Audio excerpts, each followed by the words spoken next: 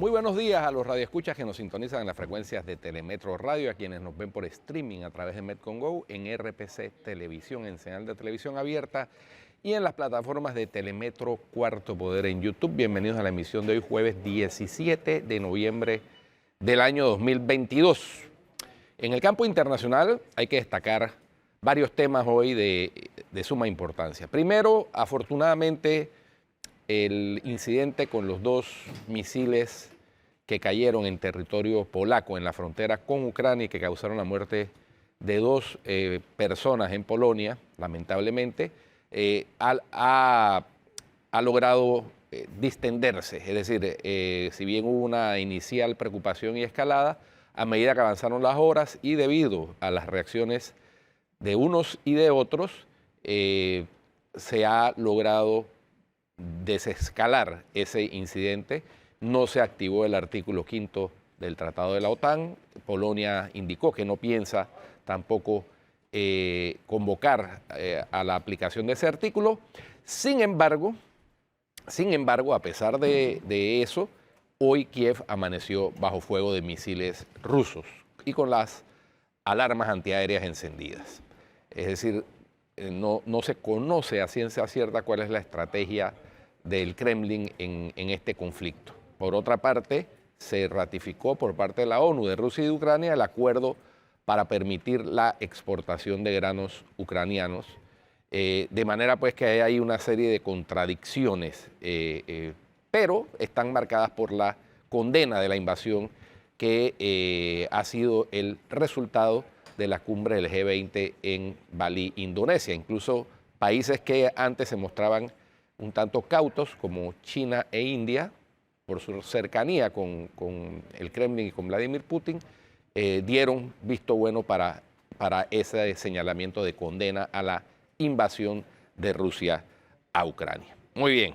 Por el lado de acá, en Latinoamérica, una subcomisión del Congreso de Perú, una subcomisión de acusaciones, admitió la querella penal que presentó el Ministerio Público peruano en contra del presidente Pedro Castillo.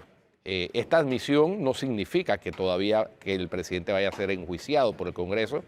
La subcomisión discutirá si la querella o la denuncia presentada cumple con los requisitos de fondo, porque allá en Perú, igual que acá, el presidente en ejercicio solo puede ser juzgado por determinados delitos. Hay que ver si estos delitos, que tienen relación todos con corrupción, encajan dentro del esquema constitucional. Pero lo cierto es que admitió la subcomisión con 13 votos a favor, 8 en contra, la denuncia, la querella presentada por el Ministerio Público y le va a dar pie a iniciar ese proceso de revisión, por lo menos.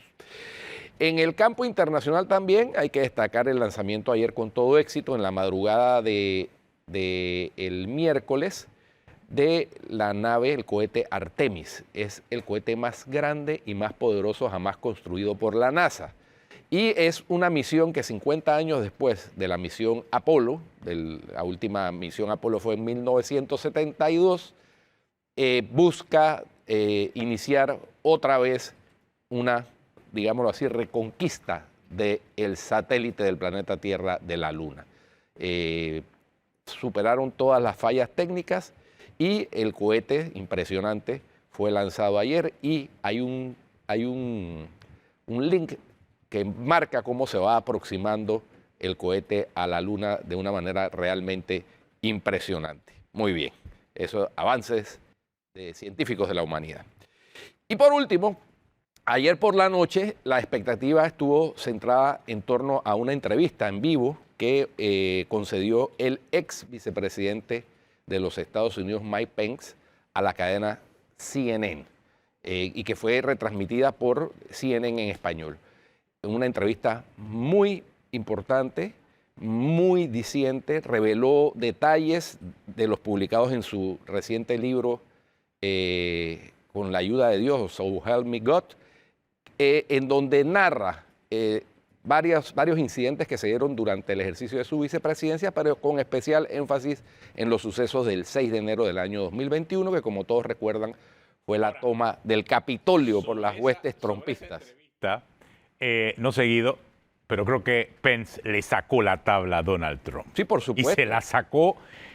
Y esto implica que Donald Trump no la tiene todas consigo. Es más, si tú analizaste en detalle el momento en que Donald Trump hace su anuncio a la candidatura a la presidencia de Estados Unidos, él lo hizo porque yo creo que ya tenía el compromiso que él mismo se había impuesto para hacerlo. Claro, él esperaba un desenlace mucho más favorable para el Partido Republicano posterior a las elecciones de medio término. Claro. Pero no ocurrió. El discurso quedó y también esperaba, obviamente, que el efecto de Ron DeSantis, parece que el republicano que en este momento, por su juventud y por sus logros alcanzados producto de la pandemia, no iba a ser tan espectacular como lo fue. Entonces, esas dos variables eran impensables para Donald Trump en el momento que hace el anuncio de que iba su candidatura a la presidencia de Estados Unidos. El mundo le cambió en menos de 2 semanas, como le pasó también cuando estaba en la presidencia de los Estados Unidos. Ahora las reglas del juego son otras y los republicanos comienzan a sacarle la tabla al señor Donald Trump, que hace 2 o 3 semanas se veía como la única opción disponible y favorable, pero después de la entrevista de Mike Pence de ayer, vemos que ese mundo republicano que en su momento, en el 2015, 2016, lo apoyó para que un outsider o extranjero de la política dentro de Estados Unidos tuviera la oportunidad de ser candidato presidencial, se retira para darle espacio a los partidistas republicanos que tengan entonces sí la oportunidad de escoger una nueva forma de dirigir los destinos de ese partido y de quizás dirigir los destinos de Estados Unidos en las elecciones del próximo año. Así que yo creo que Donald Trump, a pesar de lo que podía haberse pensado hace unas 3 o 4 semanas, ya comienza a irse esa magia y esa aura de triunfalismo que tenía, y a él mismo se le está viendo en ese lenguaje corporal que la va perdiendo, Guido. Sí. Está perdiendo. Y esta entrevista de Mike Pence, sin duda alguna, marca su inclusión dentro de la baraja republicana. Exactamente. ¿No? El aparece lanzamiento del como libro una opción con más. esta entrevista marca su inclusión, aunque no lo haya hecho de manera tan sensacional como lo hizo Trump en Mar-a-Lago, porque en una de las preguntas que le formularon, le plantearon eso directamente y él dijo que había consultado con la esposa y que la esposa le dijo, vamos hasta el final. Yo pienso, eso es indicativo de que Mike Pence va a estar en la baraja. Esa opción de Mike Pence, la opción de Ron DeSantis, son figuras claves ahora dentro del Partido Republicano. Ahora está comenzando a jugar en contra de Trump hasta la edad. Hay una nueva generación republicana que también comienza ya a cuestionarla. Hay muchos cuestionamientos ya. Hay muchos frentes, inclusive el hecho de que la propia cadena conservadora norteamericana, Fox News, no lo esté apoyando en esta vuelta.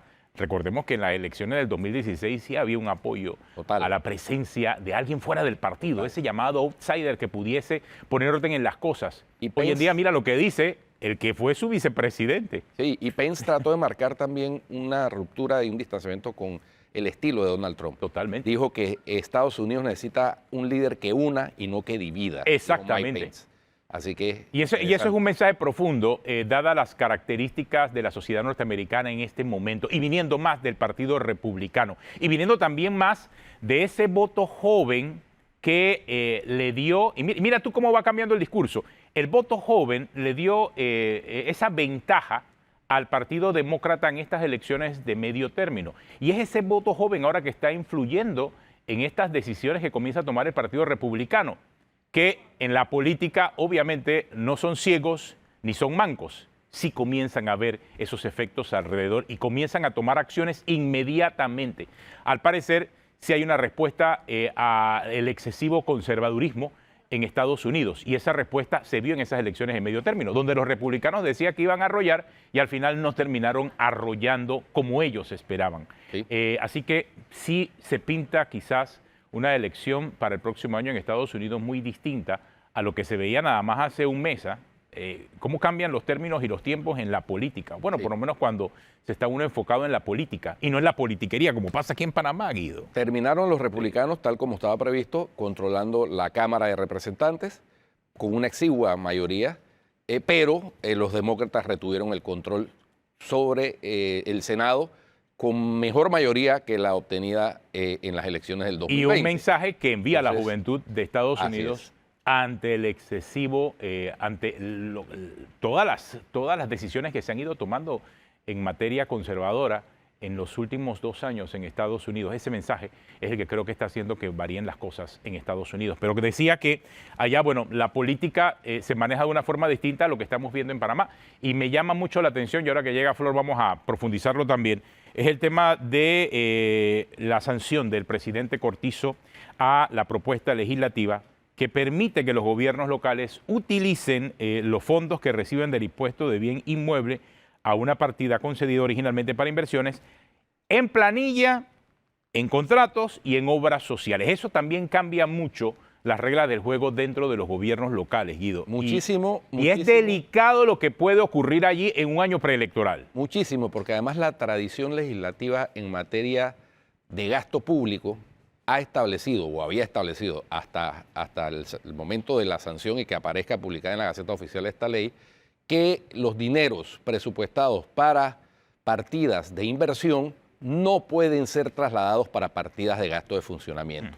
Acá con esta modificación a la ley de descentralización se rompe con esa tradición y se rompe en un año preelectoral, porque es para el presupuesto del año 2023, en donde veremos cómo las juntas comunales y los gobiernos locales, los municipios, van a poder disponer de partidas destinadas para obras de inversión y por lo tanto para arreglarle el bienestar a esos ciudadanos para gastos de planilla y de funcionamiento. Y eso a mí me parece perverso, Atenógeno. Bueno, perverso y además es la utilización de los recursos del Estado una vez más para politiquería. Y entendamos eso, politiquería. ¿Y por qué?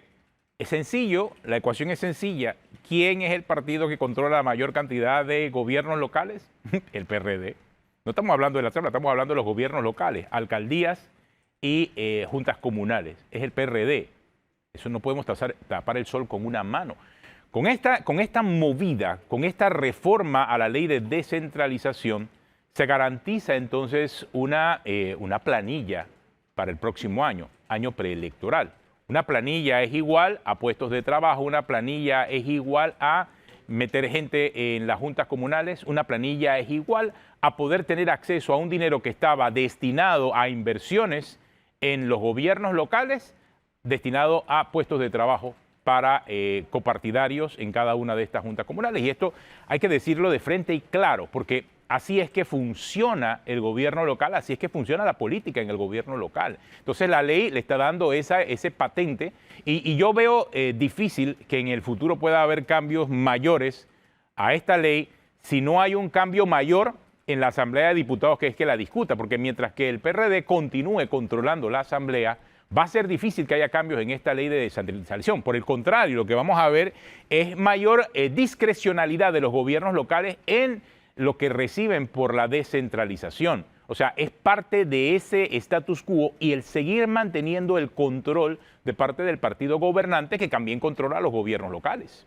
Sí, ciertamente. O sea, difícilmente va a haber competencia para el PRD en una circunstancia como la que estamos planteando ahora. Y esto se da, Atenógenes, al unísono con la llegada finalmente 5 años después, 5 años sin tener embajador, de la embajadora de Estados Unidos. Que ayer ya llegó a Panamá. Mari Carmen Aponte, que llegó ayer, dio unas declaraciones muy folclóricas, muy interesantes. Ella es puertorriqueña, boricua, en el Aeropuerto Internacional de Tocumen y ayer mismo se reunió con la canciller, le presentó copias de las cartas credenciales, aclaro eso porque hay varios medios que dijeron que presentó las cartas credenciales. Sí, hay que aclarar eso porque... Las cartas credenciales se presentan ante el presidente de la República. Y ahí viene el beneplácito. El presidente, recordemos que está en Houston, debe de retornar hoy de un chequeo médico en Houston. Así que ayer lo que hizo fue reunirse, una visita de cortesía a la canciller y le presentó la copia de las cartas credenciales. Pero bueno, 5 años sin embajador de Estados Unidos, finalmente llegó la embajadora y al mismo tiempo se da se anuncia esta sanción del presidente Cortizo a esa modificación a la ley de descentralización. Bueno, pero vamos a escuchar lo que dijo la embajadora, la nueva embajadora de Estados Unidos en Panamá, a su llegada a suelo panameño y más aún en el momento en que llega, las circunstancias que llegan. O sea, es un momento muy particular de nuestra historia, no solamente porque viene un año preelectoral, sino viene un año en donde vamos a tener en fila los juicios a los casos de alto perfil más importantes de nuestra historia.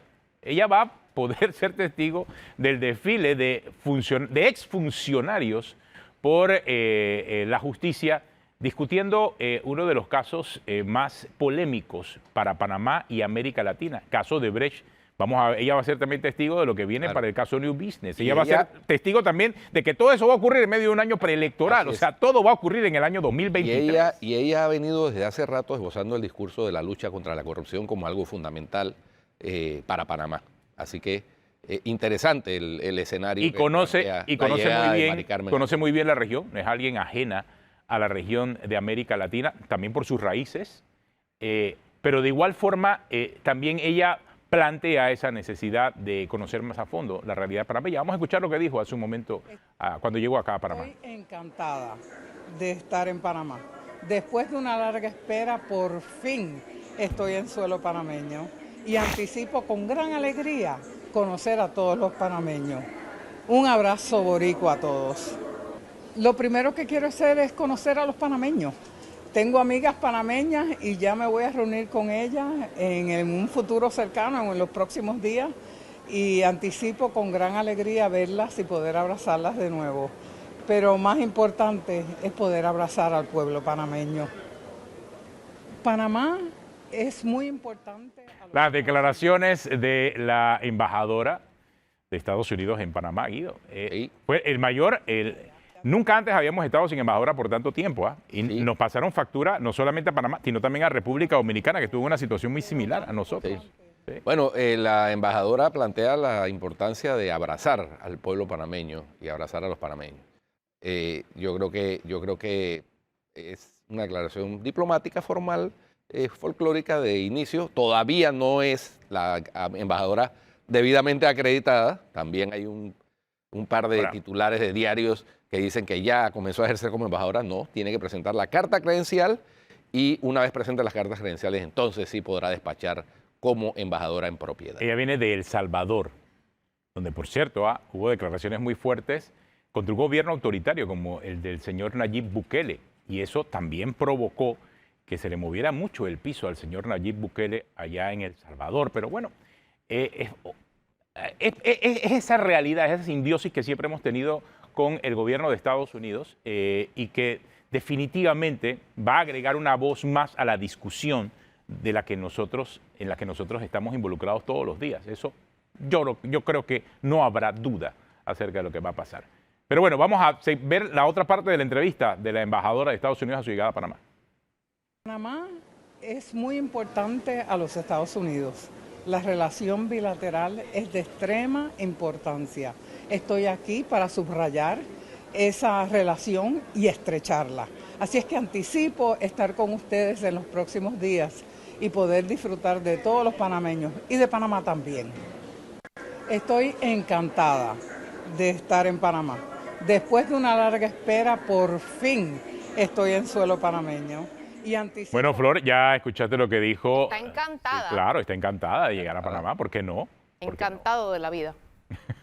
No, Panamá es un buen destino para los embajadores. Yo pienso que sí. País con problemas, como todos, pero no de la magnitud que tienen otros países. Así que siempre a todos los embajadores que yo conozco les encanta su misión en Panamá. Creo que es un país diverso, un país con montaña. Y además va a estar divertido, El 2023 va a ser un año muy divertido. Con el canal, con los puertos, con una serie de actividades. Yo no sé si divertido o triste, pero entretenido. No, créemelo. Ahora la actividad minera. Mira, el otro año aquí se van a poder, y esto va a ser antes de las elecciones, se va a poder revelar la verdad de muchas cosas, a saber realmente en qué situación estamos, si realmente queremos cambiar las cosas o no, por todos los retos que tenemos con los casos de alto perfil. Eso va a ser importante. A propósito de... Y debe sentar un precedente. A propósito de la actividad minera, ayer me enteré de algo que podría explicar por qué todavía no se ha firmado el contrato y por qué el gobierno volvió a dar un ultimátum hasta el 14 de diciembre a los negociadores de la empresa minera First Quantum. ¿Qué fue lo que pasó, Guido? A ver si es la misma información que yo tengo. Espero que eso no sea así, pero no me extrañaría que fuera así. ¿Recuerdan la cifra que dio el gobierno cuando dijo que ya estaba acordada la negociación? que eran 375 millones de dólares al año mínimo en regalías, pues me dijeron que los negociadores de la minera, durante todos estos meses que han pasado, han estado recortando de alguna manera esos beneficios, no directamente de los 375 millones, sino buscando cómo disminuir otros gastos que tienen necesariamente por ley. Por ejemplo, cuotas del Seguro Social. Pero hay algo más. Imagínate. Dino, hay algo más. Este momento particularmente es muy sensible para el cobre. El cobre ha perdido el 30% de su valor y parece que esa caída en el precio del cobre es lo que ha atrasado la firma del contrato de Minera Panamá. Esa es la razón subyacente y al parecer es la razón también por la cual el gobierno lo combina a que firme el contrato en una fecha determinada, creo que es para el 15 de diciembre, me parece. 14 de diciembre. 14 de diciembre. Debe estar listo. Esa caída del precio global del cobre parece que sí tiene mucho que ver con la decisión de todavía no firmar el contrato. ¿Por qué? Porque obviamente no era igual a principios de años, cuando el cobre estaba volando en su precio, a la realidad que tenemos ahora. Entonces, mira la importancia de los tiempos en negociaciones como esta. En el momento que el presidente Cortizo a principios de año hablaba acerca de los beneficios que se iba a recibir de minera, la situación del precio del cobre a nivel global era una. 11 meses después, 10 meses después de haber perdido tanto tiempo en la discusión, la realidad del precio del cobre es otra. Entonces, la empresa, y son empresas que son muy sensibles a esto, porque su materia prima depende del movimiento global del precio del insumo que producen, obviamente sí está afectando en la decisión. Entonces, lo cierto es que hay tiene que varias pasar cosas. rápido porque esto está afectando a la institucionalidad del país. Claro que sí. Y entonces, una minera que tiene está trabajando y está operando y está ganando con un contrato inexistente. pero mira la Es un pésimo incertidumbre. mensaje para la institucionalidad. Pero mira la incertidumbre que nos encontramos en este momento con relación a ese contrato. Entonces, o se habla claro acerca de las razones por las cuales no se ha firmado o seguimos especulando acerca del por qué no se ha firmado. Sí, después no se quejen, que uno llena los vacíos que ustedes dejan en blanco. Claro, pero hay que hablar, claro, también Además, por es un un lado tema de de la minera y interés. por otro lado de parte del gobierno con relación a un tema tan importante y tan sensible para el país. Pero bueno. Y en la medida en que el gobierno sea transparente sobre las aspiraciones, digámoslo así, que le ha planteado la minera en la negociación, podrá obtener el beneficio del apoyo de la ciudadanía, que para este tipo de negociación es importante. Es clave. Entonces, porque si el gobierno hace una negociación que termina frustrando las aspiraciones legítimas de la ciudadanía, pues va a tener problemas también políticos. Se va a terminar de agotar el ya sobregirado capital político famoso. Ustedes vieron, hablando de capital político, a mí no sé, en verdad no estoy segura qué sentimiento me provocó cuando escuché al ministro Pino decir que por el éxito de las autoridades en el decomiso de drogas, los delincuentes han tenido que buscar otras vías para lograr ingresos, como por ejemplo robar bancos, joyerías y farmacias. ¿Ustedes qué piensan de eso? No, es que una cosa no puede ser. Yo creo que son dos actividades delictivas Claro que totalmente distintas. Claro. ¿No? El crimen organizado que se dedica al narcotráfico tiene su especialización, digamos así, sus particularidades. Los delincuentes que roban bancos, joyerías, farmacias, ¿no? Hasta farmacias, imagínate, son simplemente ladrones, ¿no? Dueños de lo ajeno. Es que uno no los otros son crimen organizado, narcotráfico. No, y de igual forma no está bien que se dé una categoría al delito, porque entonces, ¿qué resulta? Sí, lo que pasa es que... O sea, no se pueden dejar de tirar flores ni siquiera cuando las cosas están mal. O sea, como controlamos, imagínense este ejemplo, ¿no? Como controlamos el robo de las peras, ellos entonces comenzaron a vender manzanas. No, ¿qué tal? No, además el decomiso de droga es de vieja data, no es que ahora que están ahora decomisando. son exitosos. No, lo que pasa es que, y en Atenógenes y Flor saben perfectamente lo que voy a decir, en la medida en que decomisan una gran cantidad, un contenedor, pasan... porque a veces son señuelos que tiran los narcotraficantes para desviar la atención. No sé quién lo pudo haber asesorado con ese pronunciamiento. Así ve, cascarita de banana. Claro. Eso. Cascarita de banana. Oye, pero la pisó y guap. Lo que sí hay un incremento en cuanto no solamente a la actividad delictiva, sino en cuanto a la especialización de los delincuentes.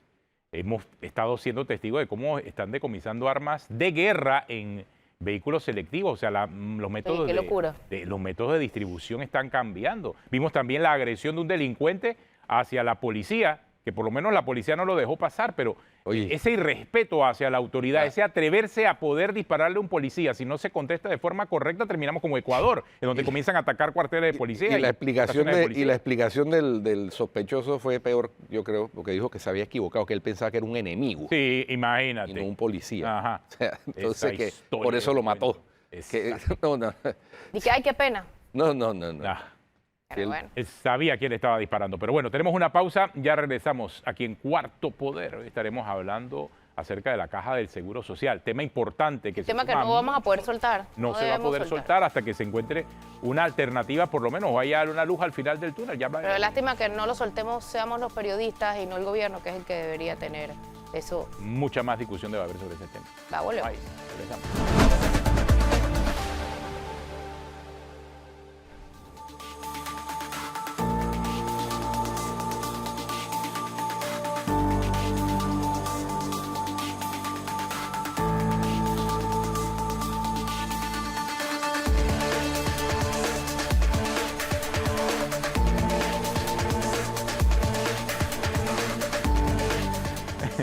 Continuamos aquí en Cuarto Poder. Ahí estábamos viendo lo que explicaba Guido muy atinadamente acerca de lo que se llamó como entrega de cartas credenciales, pero ojo, no, es la copia de. Copia, la O sea, fue como una visita de cortesía, De una cortesía. referencia, claro. La nueva No, canciller, la me- nueva canciller, me la dicen- nueva embajadora, espérate, con la nueva canciller, ¿cómo se llama? Yanaína Tehuawei. Yanaina Tehuaney Tehuaney Mencomo. Mencomo. La única persona en Panamá que sabe decir ese nombre es Atenógenes.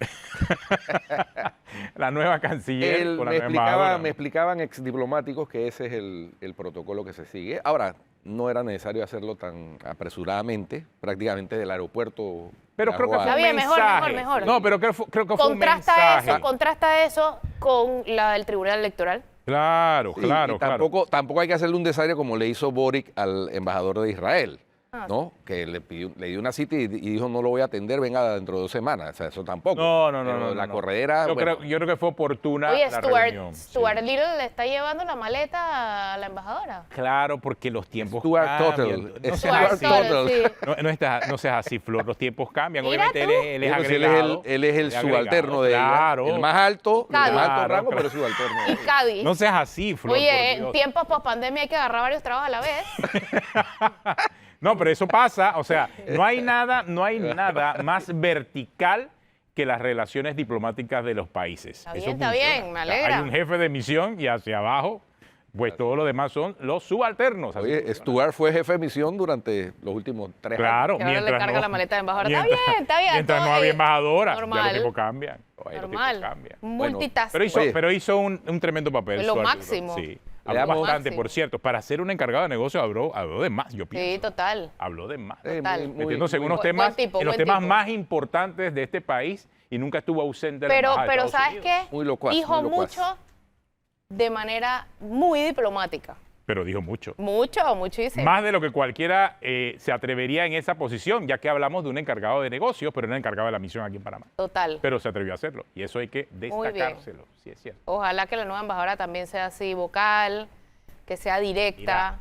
La Nadie dice que no experiencia- tenga que ser diplomática, pero que diga las cosas que tiene que decir. La experiencia con la que llega acá en Panamá es que es bien vocal. Sí. Sí. Bueno, O sea, sobre todo Y cuando controversial. cuando todo el mundo le tiraba fresco y flores al señor Bukele, y así dijo las cosas como son allá en Sí. El Salvador. Sí, la verdad que Es hay lo que nosotros estamos reconocerlo. viendo, exactamente. Un gobierno autoritario no necesariamente tiene que ser de izquierda, de derecha, y estamos viendo el efecto. El autoritarismo Ahí no es. tiene ideología. El Salvador, así es. Pero bueno, regresemos al seguro, porque nos acompaña César Tribaldos esta mañana, aquí en Cuarto Poder, Guido. César, la preocupación nuestra, como dijo Flor, y no vamos a soltar el tema, es permanente, es por la inminente, anunciada crisis del sistema del programa de invalidez, vejez y muerte de la Caja del Seguro Social, anunciado con antelación desde el año 2005, cuando se reformó la ley a través de la ley 51. Se sabía que esto iba a pasar. Sin embargo, las administraciones que se sucedieron a la del expresidente Martín Torrijos patearon la pelota hacia adelante. Ahora se acabó la cancha. A propósito del Mundial de Fútbol que comienza el domingo, se acabó la cancha, es inminente si no se hace nada, la quiebra, es decir, el programa no va a poder pagarle a los jubilados a partir del año 2024 y no vemos que haya el sentido de urgencia de las autoridades, ni de la Junta Directiva de la Caja del Seguro Social, ni del Gobierno Nacional.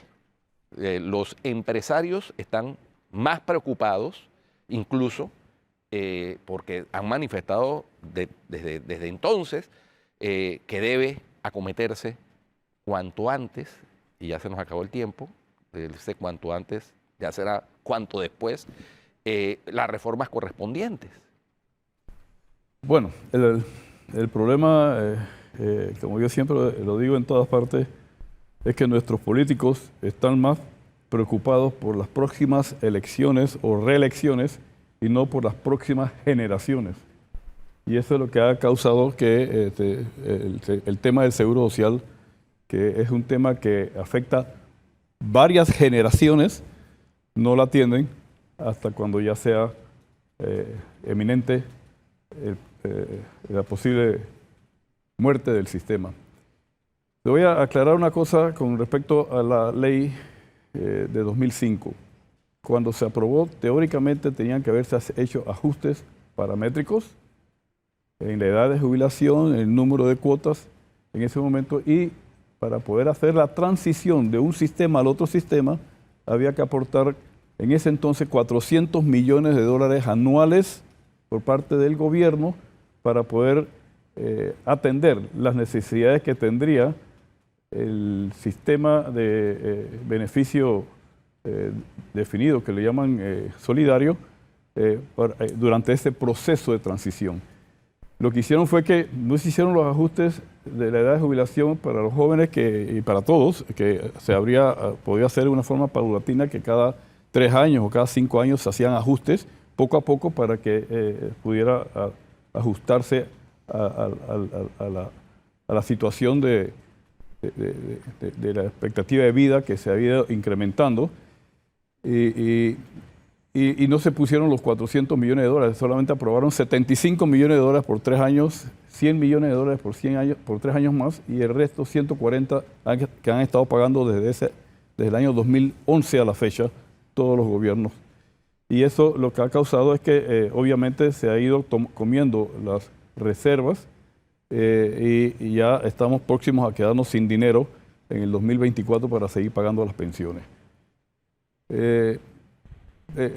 Sí, es posible que nos quedemos sin dinero en la Caja del Seguro Social. Sin embargo, el sistema mixto tiene alrededor de 6.000 millones de dólares entre se llama mixto porque tiene 2 componentes.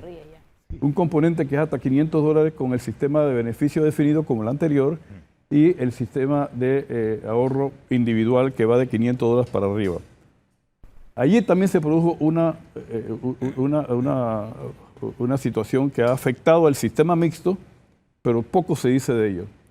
Dicen que no es solidario, es más solidario que el sistema anterior, porque ese sistema, las personas lo que aportan por encima de los 500 balboas para su ahorro personal, realmente le quedan como unos 20% para su cuenta de ahorro, porque el resto se utiliza para subsidiar al sistema de beneficio definido que es deficiente. Entonces, por eso que dicen que el sistema de mixto no es conveniente, porque lo que vas a recibir de ahorro personal va a ser insuficiente para tu jubilación, pero es que le quitan un alto porcentaje de su ahorro personal, se lo quitan para subsidiar al sistema viejo que está en problemas desde hace muchos años. Entonces, allí esto es un poco injusto, porque eso fue parte de lo que se aprobó y que se ha estado advirtiendo desde el 2005, que esta situación que estamos viviendo hoy día iba a suceder. Y todos los gobiernos lo sabían, pero mientras no afectara, patear la bola, no afectara sus próximas elecciones, o sus reelecciones o lo que sea, fueron pateando la bola y eso es lo que tenemos hoy día. De todas maneras, el gobierno se va a ver en la obligación, ya sea con el sistema viejo o con el sistema nuevo, el gobierno se va a ver en la obligación de tener que aportar todos los años una suma importante.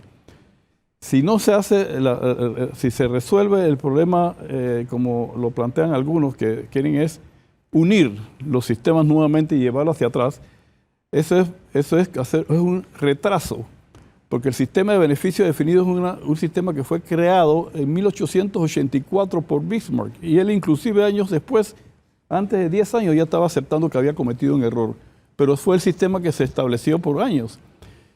Y eso se basa, y eso es importante que la gente entienda, eso se basa en que unas generaciones están aportando fondos a la Caja del Seguro Social mientras trabajan para que sus padres o sus abuelos puedan recibir una pensión. ¿Y qué sucede? Que en ese entonces las familias eran de 8, 10, 12 personas. Yo tuve una abuela que tuvo 9 hijos y otra abuela que tuvo 10 hijos. Y eso era muy normal. Entonces, esa cantidad de hijos que producían cuando trabajaban, estaban aportando al Seguro Social para poder subsidiar el sistema de pensiones.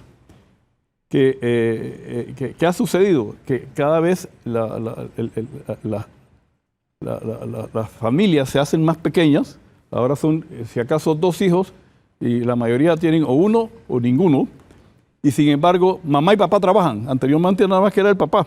Ahora mamá y papá trabajan y nada más que tienen 1 o 2 hijos. O sea que no hay suficiente gente, generaciones, aportando para poder sostener las pensiones de mamá y papá. Y lo peor de todo es que mamá y papá antes vivían 5 años después de jubilados. En los años 41, 50, vivían 5 o 6 años en promedio. Ahora el papá, de acuerdo con las últimas informaciones que tenemos, tiene una expectativa de vida después de jubilado de 21 años. Y la mamá tiene una expectativa de vida después de jubilado de 29 años. Pero el sistema está calculado para pagar una pensión por 10 o 11 años.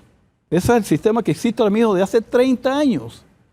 Y no se han hecho los ajustes que se debieron haber hecho para poder soportar ahora, los cambios, César, los cambios hubo ajustes en el de expectativa de vida. Hubo ajustes en el 2000, hubo un cambio de la ley, hubo una transformación, pero también hubo un compromiso político, supuestamente, de comenzar a iniciar un proceso de ajustes regulares.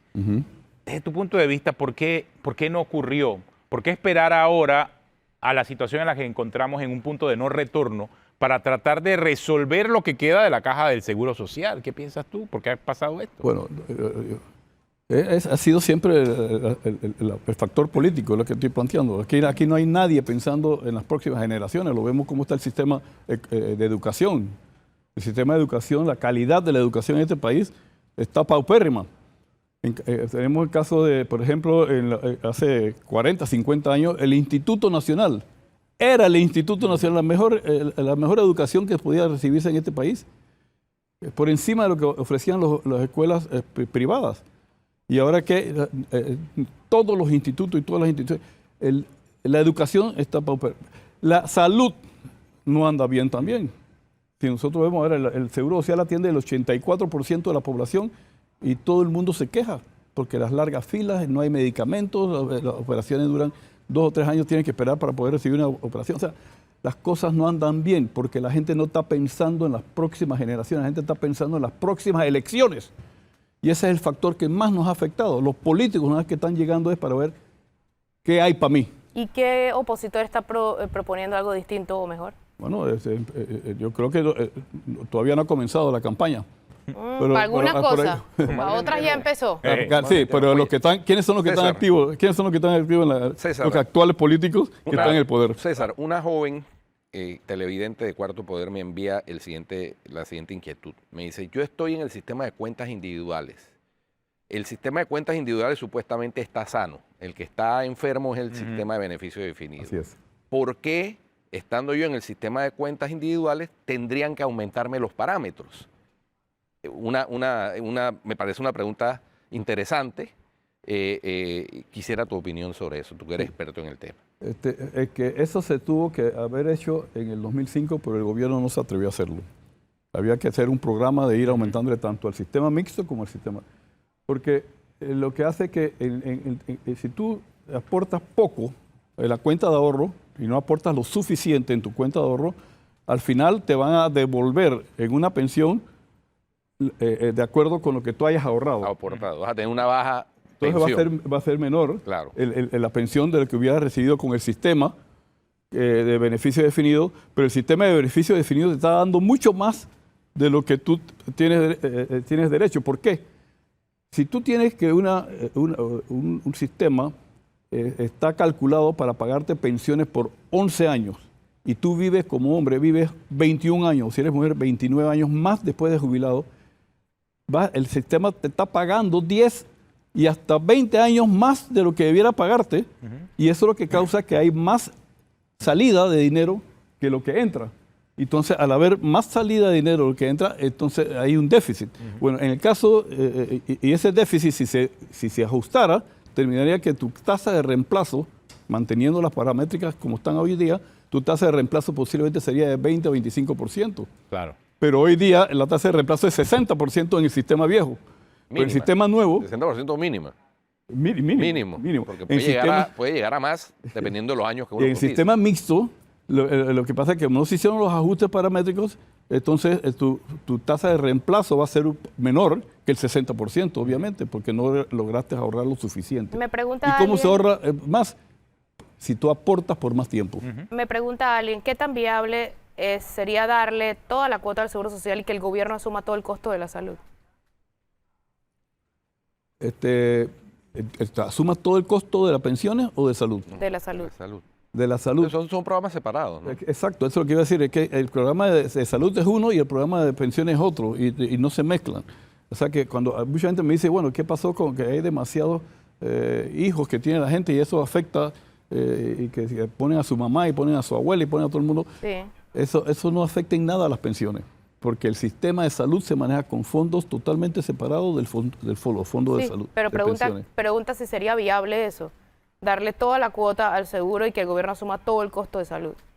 Es que las cuotas que se reciben para el sistema de pensiones es separada y es lo que está causando el problema. Eso no tiene, o sea, si esa plata se pasa para el sistema, no creo que va a ser suficiente para resolver el problema. Y además, bueno, es lo mismo que se está pidiendo ahora, que ese déficit que vamos a tener en el año 2024 de más de 800 millones de dólares lo asuma el Estado por no haber hecho los cambios que se debió haber hecho. Y el año siguiente, en el 2025, el déficit va a ser de 1.100 millones de dólares. Y creciendo. Y todos los años va a ir creciendo. Y creciendo. ¿Qué es la solución que están presentando algunos grupos? Es juntar los sistemas y volver al sistema viejo. Cuando el mundo entero está cambiando hacia los sistemas mixtos de cuentas individuales, aquí queremos retener algo que tiene ya más de 100 y pico años de estar vigente, que era práctico en ese entonces, pero ahora no. Por ejemplo, en España no han hecho los cambios, están con el sistema viejo. Francia, Inglaterra. Y pregunte cuál es la situación de esos países económicamente. En España y en Francia y en Inglaterra tienen que pagar un impuesto de ITBM equivalente entre 18 y 21%. En Brasil paga 21% de ITBM. ¿Para qué? Para poder sostener el sistema de pensiones viejo, que es deficitario por lo que ya explicamos, porque ahora la gente vive más, porque no hay suficientes hijos para que vayan cubriendo el déficit que causan los papás cuando se jubilan. Así que en ese sentido, yo siento que lo que están proponiendo de volver al sistema viejo va a hacer que esos $6,000 ahorrados que tienen en el sistema mixto, uno, que es una expropiación, porque es lo mismo que ir a la cuenta tuya en tu banco. Sí, eso es un despojo. Es una expropiación. Es un despojo porque dejan de ser entonces cuentas individuales, que fue lo que se Sí, pero las prometió, cuentas o lo que individuales está es establecido en una la ley. parte del sistema, Sí. pero el sistema mixto está compuesto de dos cosas. Está compuesto de una parte de ahorros individuales y otra parte de sistema de beneficio definido como el anterior, que es hasta 500 balboas. Entonces lo que están hablando es, bueno, vamos a poner los 500, la parte correspondiente al sistema de beneficio definido. Ahí hay como unos 3.900 millones de dólares y con eso eso va a hacer que se sostenga el sistema por un tiempo de más o menos 10 años. Pero al cabo de 8 o 10 años vamos a tener nuevamente la misma situación donde se va a ir comiendo ese dinero y vamos a entrar en una crisis que, según dicen los actuarios, va a ser 4 veces más grande que la que tenemos hoy día. Entonces, yo creo que los gobiernos deben sentarse a analizar y explicarle a la población que la situación es grave. Es como que te dicen, tienes diabetes y tienes que cuidarte. Y si no te cuidas y dejas de comer azúcar y ese tipo de cosas, Vas a morir. vamos a tener que cortar a lo mejor una uña o un pie. Y después te van a tener que, si tú no sigues cuidando, te van a tener que cortar Ahora, la otra César, pierna. Y si no quieres cuidado, te mueres. Pero eso es lo que hay que hacer. César, ¿qué piensas? O sea, porque, muchos hablan acerca de las paramétricas, muchos hablan acerca, pero también al parecer no gira en torno a si es una decisión paramétrica. Por lo que hemos visto y conversado con todos los especialistas, es la suma de muchas decisiones, incluyendo la gestión de la Caja de Seguro Social. O sea, que no puede pasar inadvertido el hecho de que la Caja de Seguro Social ha sido casi como un botín político de los gobiernos en los Casi no. últimos, desde que se creó. Sí. Entonces, la gestión de la institución como tal también debe ser parte Y la parte de la ecuación. administrativa. Bueno, acordemos que la parte administrativa es un programa aparte y no tiene nada que ver con las pensiones. En las pensiones lo único que se saca de esos fondos de las pensiones es el cheque que se le entrega a los jubilados. Ahí no hay ni un costo administrativo, ni siquiera el costo del cheque está incluido ahí. Eso se lo paga el programa de administración que lo subsidia el Estado. El problema es que en la administración, ejemplo, ¿qué debe administrarse en el sistema de pensiones? Las inversiones. Y tenemos un alto porcentaje de los fondos en cuentas en el bancos del Estado, ganando un 1.5 o 2% cuando había otros bancos que ofrecen un mejor rendimiento u otras mejores inversiones para mejorar, porque todos los cálculos actuariales los hacen desde que yo recuerdo a base de 4 o 5% de rendimiento y el rendimiento final es de 3% o 2 y pico. Tienen un montón de plata en bonos del Estado. No todo está en efectivo, están en bonos del Estado también. Así que las inversiones, sin embargo, hay una institución que se llama CIACAP, que es pública, administrada por empresas privadas para la parte de inversiones, que está generando cerca del 5% de rendimiento anual. Y ese es el que maneja el fondo complementario de los trabajadores del Estado. Y maneja cerca de 500.000 prestatarios y 800 millones de dólares. Y tiene un rendimiento de 5%, arriba de 5%. Y lo hacen con mucha eficiencia. ¿Tú sabes con cuántas personas? Con 32 personas. Por eso te digo, con Entonces, mucha ahí está la diferencia. Ahí Entonces, está la la otra diferencia. cosa es que el problema de salud, volviendo al tema de salud, es que se ha convertido en la Caja del Seguro Social en la fuente generadora de empleo para los diputados y para los políticos. Pero ¿qué ha sucedido? Que, por ejemplo, la planilla en los últimos, que yo vi, fue en el año 19, en los últimos 5 años habían incrementado en 22% el costo de la planilla anual promedio. Anual promedio. O sea que en 5 años se duplicó. Y sin embargo, el presupuesto la ejecución del presupuesto para la compra de medicamentos e insumos había solamente incrementado en 2% anual. Exactamente. Entonces, ahí se ve clarito cuál es el objetivo y por eso están las tenemos una prioridades. Las prioridades. Y por qué la mala atención en salud en la Caja del Seguro Social, porque nombran gente que, como dijo el doctor Martínez en su momento, cuando el día antes que lo votaran o renunció, dijo que era gente que si le mandaban gente que sirviera para algo, pero ni para mensajeros servían lo que le mandaban. Entonces, eso es lo que nos está pasando, por eso que hay mala atención, por eso que no hay medicamentos, por eso que hay... Por eso que todo está mal. Y la administración de los fondos para las pensiones están mal administrados también. Oye, César, muchas gracias por acompañarnos aquí en Cuarto Poder. Una pausa y ya regresamos.